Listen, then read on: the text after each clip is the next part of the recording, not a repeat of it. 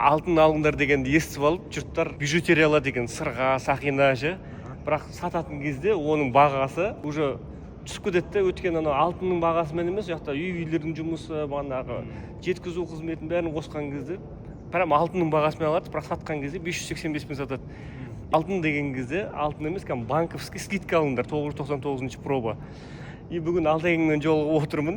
Алдагең алтын шығаратын аппарат шығарды мінеке. Бүкіл бағанағы лай, құм араласқан алтынды тазалап 900 бен 950 пробаның арасында шығарып береді екен. Ары қарай уже неге өткізген кезде ары қарай тазалап лаборатория өздері 999 қылып шығарады.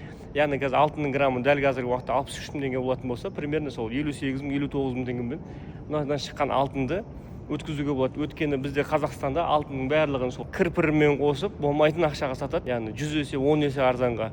Ал мынау құрылғы арқылы таза алтынның өзін шығарып сатқанда бүкіл әлемде алтынның бағасы бір мысал. Алтын деген всегда керекті дефицит зат қой. Иә. Очередь. Мына жерде қанша фильтрден өтеді дедіңіз?